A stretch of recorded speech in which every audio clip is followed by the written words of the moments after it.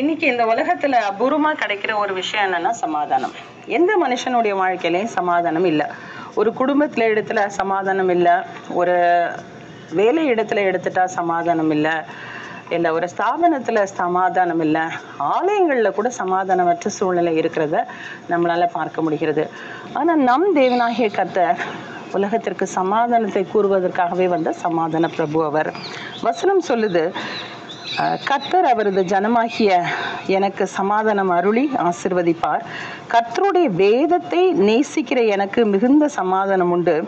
கர்த்தரை உறுதியாய் பற்றி கொண்ட மனதை உடைய மக்கள் அவரையே நம்பி இருக்கிறதுனால அவர்களுக்கு சமாதானம் உண்டு. அப்ப நான் பெற்றுக்கொண்ட சமாதானத்தை இந்த உலக மக்களுக்கு கொடுப்பது எப்படி?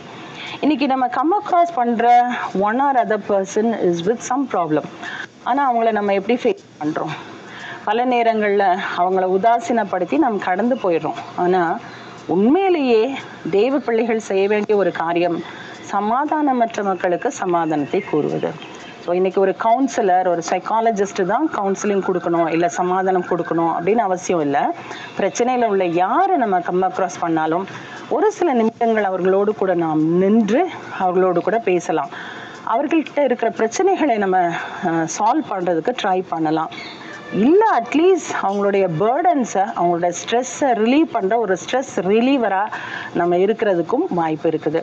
ஆனால் ஏன் இந்த சமாதான குறைச்சல் உலக மக்களுக்கு வருதுன்னா பேராசை. ஒரு சின்ன பதவியில் இருக்கிறவங்களுக்கு பெரிய பதவிக்கு போகணும்னு பேராசை, ஒரு சின்ன விஷயத்தை வைக்கிறவங்களுக்கு பெரிய விஷயங்களை அச்சீவ் பண்ணணும்னு பேராசை. சமீபத்தில் நம்ம பார்க்குற மாதிரி நிறைய பிஸ்னஸ்மேன் சூசைட் பண்ணி இறந்துடுறாங்க. இதுக்கு காரணம் அதிகமாக இவர்கள் பேராசை கொண்டு பணத்தின் மேலேயும் பதவியின் மேலேயும் அவர்கள் வைக்கிற பேராசை அவருடைய சமாதான குறைச்சலுக்கு காரணமாக போகுது. அப்போ சமாதானத்தின் தேவன் நம்முடைய வாழ்க்கையில் இருக்கும் பொழுது நமக்கு சமாதானம், வேதத்தை நேசிக்கிறவர்களுக்கு மிகுந்த சமாதானம் உண்டுன்னு போடப்பட்டிருக்குது. அது மாத்திரம் இல்லாமல் நாம் பெற்றுக்கொண்ட சமாதானத்தை இந்த உலகத்திற்கு கொடுக்க வேண்டியதும் அதிக தேவையான ஒன்று. ஸோ இன்னைக்கு நம்ம சமாதானம் கூறுகிறவர்களாக இருப்போமா? ஏன்னா வேதம் சொல்லுது, சமாதானம் கூறுகிறவர்கள் பாக்கியவான்கள்.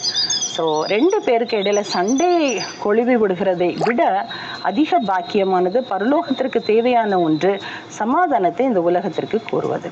God bless you. Have a great day.